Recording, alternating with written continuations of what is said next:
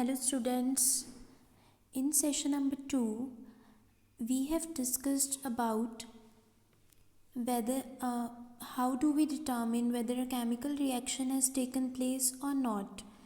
I have told you few criteria, few points to be kept in mind which will help us to determine whether a chemical reaction has taken place or not.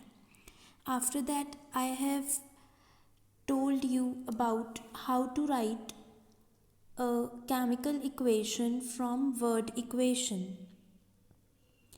and I have given you few questions to solve as a homework.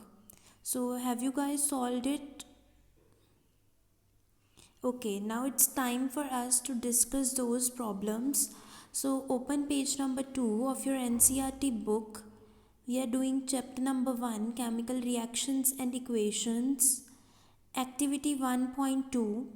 In this activity, they have told us that lead nitrate solution is to be mixed with potassium iodide, and what we will observe after that.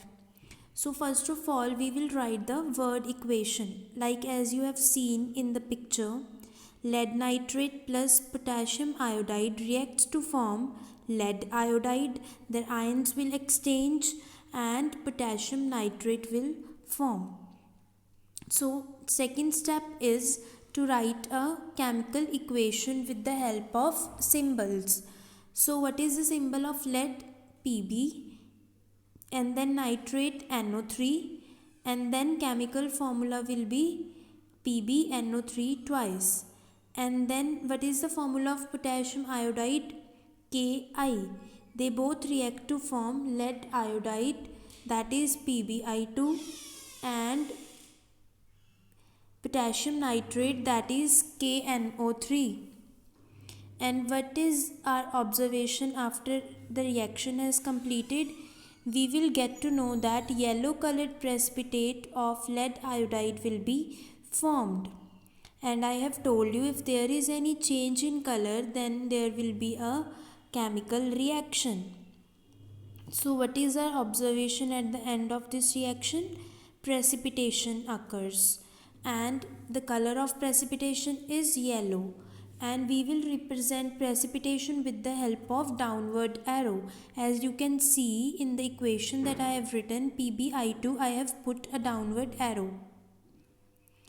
Next is our solution of activity 1.3. Zinc granules react with dilute hydrochloric acid. They will react to form zinc chloride plus hydrogen gas. And the symbol of zinc is Zn. Dilute hydrochloric acid is HCl.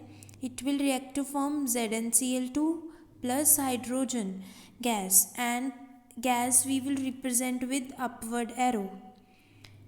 Okay, and whenever any gas is evolved, there will be a change in temperature, and when there is change in temperature, then we can say that chemical reaction has taken place.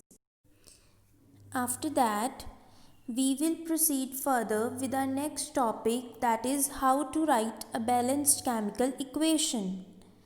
To write a balanced chemical equation, our first step is we need to follow few steps, or I can say 4 steps.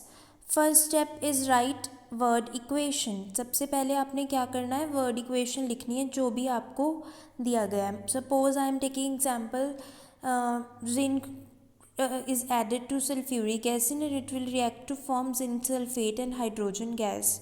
So first of all, we have to write it in a word equation. After that, our second step is to convert word equation into chemical equation using symbols.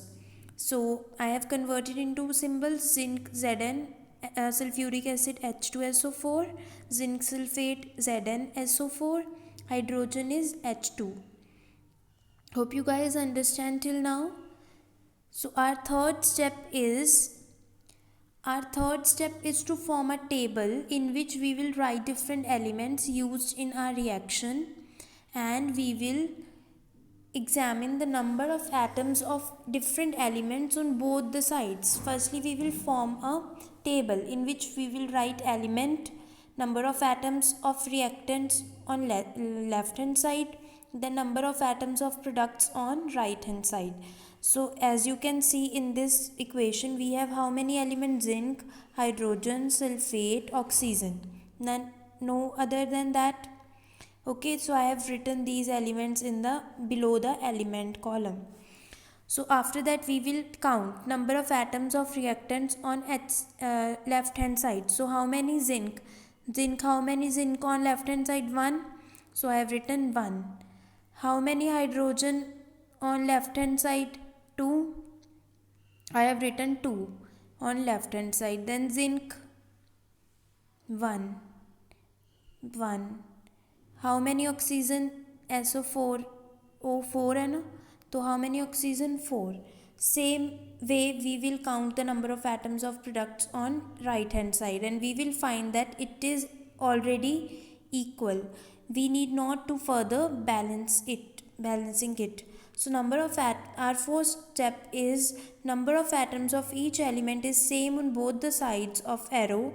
So we can say that our reaction that we have written is already a balanced chemical equation. This is a simple example. I will tell you difficult one in another session, in which the reactions are, or we can say in which elements are not balanced already. We need to balance it by multiply. Okay. Now open page number 6 of your NCERT book and try to solve question number 2 and 3 by using our method of how to write a chemical balance reaction equation. Okay, that's it for our session number 3. Hope you will understand it well. You can listen to it again for any confusion, and we will meet soon in session number 4 with further problems. Okay, thank you.